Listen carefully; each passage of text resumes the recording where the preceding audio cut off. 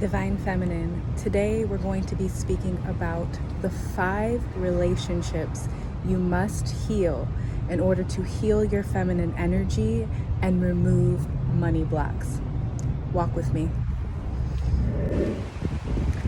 Now allow me to preface this video by saying that healing these 5 relationships is so important because when your feminine energy is blocked, your money is inherently blocked. It means usually that you're going to experience blockages through being able to receive, accept, and hold space for the abundance that you've probably been working tirelessly for.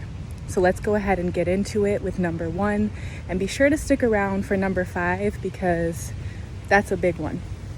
So number 1 is your relationship with your parents, or more specifically, your mother-father wound. You see, it doesn't matter how healthy of an environment you grew up in. While this is obviously very important to have structure and love and consistency as a child, especially in the first 7 years of your life, but try as our parents might, they often project onto us the unhealed parts of them. And this doesn't just go for young parents or even abuse. This is any well-intended, well-meaning parent who loves you with their whole heart and soul. They're still humans, and unless they've done the work, they are going to inadvertently project some of their pain onto you, which is why many of us have a mother or a father wound. So therapy, shadow work, self-care, all of the things. And if you want me to get deeper into how to heal these relationships on a deeper level, let me know down in the comments. But let's hop into number 2. Number 2 is going to be your relationship with food. Whew, your girl loves some food, okay? By the way, I'm walking uphill on a quite sunny day, so if I'm out of breath, that's why. So your relationship with food, many of us, especially as women, they make our bodies a trend. In the early 2000s, it was skinny, no behind, no hips, no thighs, with really big breasts. And then in the 2010s, it became the BBL era with, very curvy and plus size and inclusivity. And then now we're seeing a huge shift back to supermodel thin, supermodel skinny. And what this teaches us, not just as children, but even as adult women, is that our bodies are a trend. They are a fashion statement. And thus it affects our relationship with food. So what many of us tend to do is treat our food, which is our life force, our sustenance, we treat it as either a punishment or a reward. One extreme to the other. Either you did a bunch of working out, so you deserve that donut, or, which is a reward, or you didn't work out today, so you punish yourself by not eating the cookie or the donut. And so we get in this toxic cycle with food. And not only does that affect our bodies physically, but also our mental. We need to figure out ways in which food is becoming our medicine, okay? That life force sustenance, and not something that we're either deserving of or not deserving of. And now for relationship number 3. This one is, this is a deep one for me. Your relationship with your hair, yes, my queens. Since the dawn of time, hair has been a huge statement for women. It is in the dating marketplace on a subconscious and often overt level. We attract partners and give off how fertile or healthy we are by the length, the fullness of our hair. And it is something that we go through many different phases. Sometimes we go through breakups, we chop it off. Other times we grow it out really long, we dye it, we do all of these things to our hair because it is such a huge outer exterior representation of who we are as women.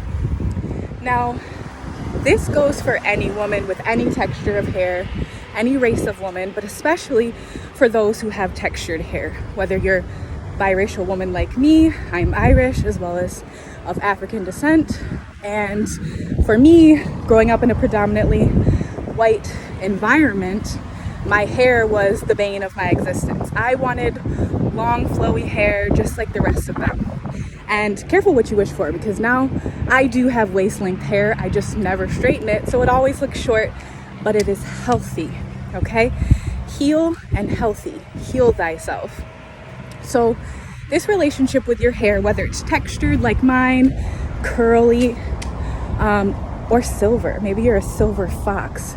You know, we go through many ebbs and flows in life, and our hair is a reflection of how we're treating ourselves, how we feel about ourselves. So healing this relationship with your hair is huge.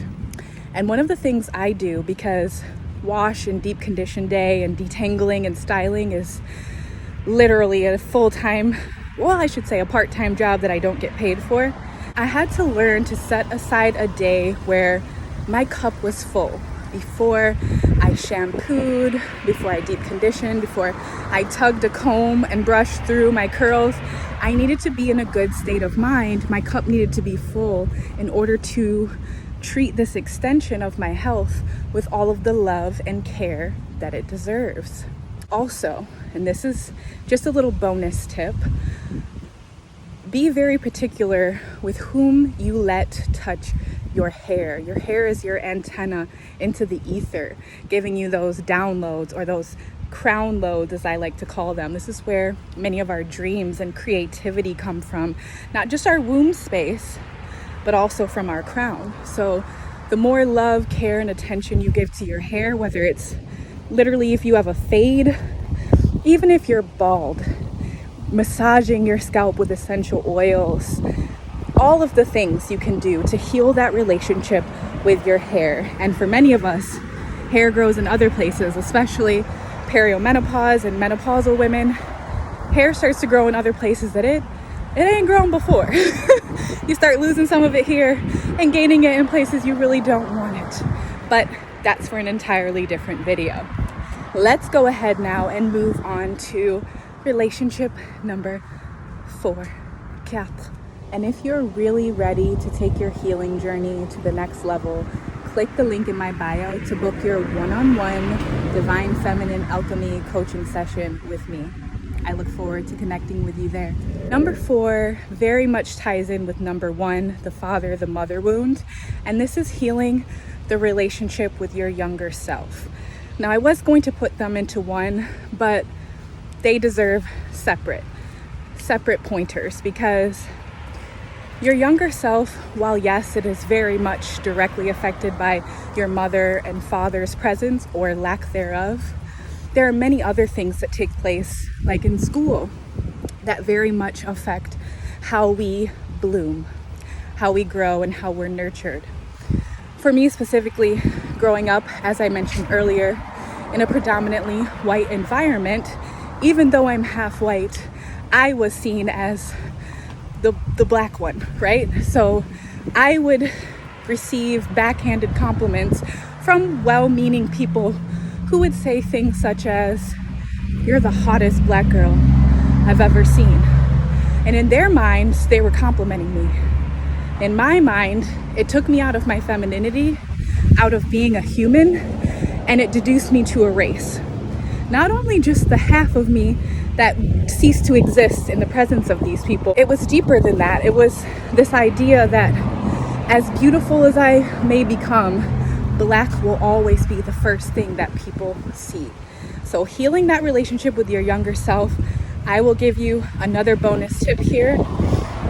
Write down in a journal extra points if you handwrite it. You can of course do it in the notes in your phone or an audio voice note, but write a letter to your younger self. Maybe you meditate on it for 5 minutes and decide that point in your life that was a huge juncture that affected you the most. Maybe it was 4th grade, maybe it was 7th grade, but write that letter to your younger self.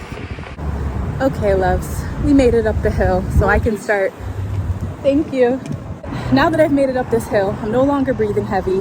Let's get to number 5, our final relationship that you need to heal in order to heal your feminine energy and subsequently remove money blocks. So number 5 is your relationship with social media. This is a big one. Matter of fact, one of my biggest videos to date have been why I broke up with social media. And I really don't count YouTube as a regular social media account, but it is a social platform. It can provide negative qualities as well as positives. But if you can heal your relationship with social media, whether that is taking a social media break, fully deactivating and deleting accounts, just reconnecting with who you are off of a platform that honestly is usually an echo chamber for regurgitated talking points that really make you wonder if your thoughts are your own. You're constantly scrolling in this doom scrolling, I believe they call it. Social media is a drug. It is addictive, okay? And one of my favorite ways to figure out very simply if you are using social media correctly. If you are not using social media to make money, then social media is using you to make money. So it should be this symbiotic relationship and not parasitic. And many of the reasons, or one of the reasons you feel drained, is not just the fact that our brains weren't meant to see this many people and these many things on a regular basis, but it's also that it is not a reciprocal relationship. You're often not getting back from social media what you're putting into it unless you are putting something out there with a purpose or a passion, something that serves yourself, fills your cup, and then also helps others. So I hope this video helped. I could go on and on about those 5 relationships. So if you'd like to see a part 2, let me know down in the comments. And next time I'll try to avoid the hill so I'm not breathing so hard. So as a quick recap, the 5 relationships you should heal to not only heal your feminine energy, but subsequently remove money blocks. Number 1 was your mother-father wound. Number 2 is your relationship with food. Number 3, your relationship with your hair. Number 4, your younger self. And number 5, your relationship with social media. Be sure to let me know down in the comments which of these 5 relationships really stuck out for you. Maybe one you've already healed and another that you're currently working on or didn't even realize that you needed to heal. I hope this video found you healthy, happy, and on your journey to your greatest and highest version. Until next time, my beautiful divine feminine, peace.